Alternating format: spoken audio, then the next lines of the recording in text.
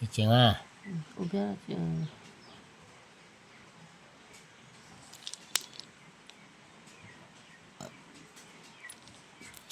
어디 나오냐? 이러고.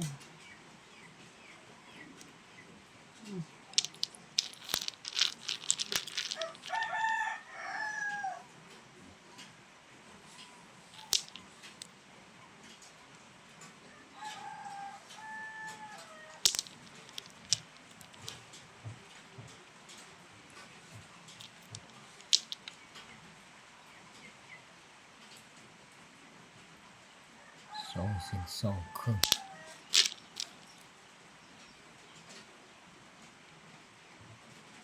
송신삼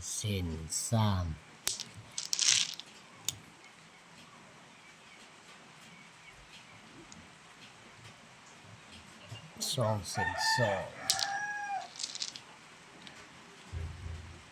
송신팔มาเจียงพัดตัววันนี้เนอะมีน้ำหนัก15 กิโลเลยมากทรงเสียนขึ้นเหมือนลายเนาะอันนี้ทรงเสียนเอสอันนี้ก็ทรงเสียนเอสอันนี้ทรงเสียน2이거 맡으면은 อันนี้ทรงเสียนเอสอันนี้ทรงเสียนเอส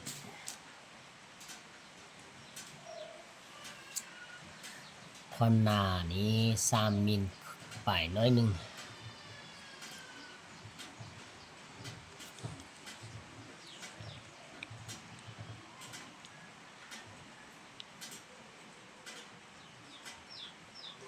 3 มิลครึ่งเนาะ3 มิลครึ่งเด้อความหนาเด้อตัวนี้มากอันน่ะมาก2 เซนเนาะ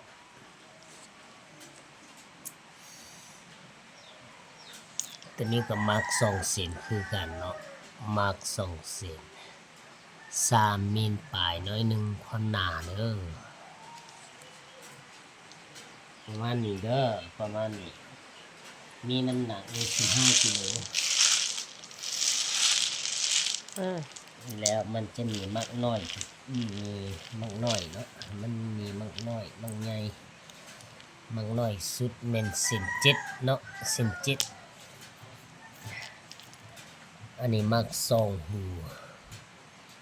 อันนี้ก็เซน7ถือว่ามักน้อยสุดเป็นเซน7เนาะมักแปร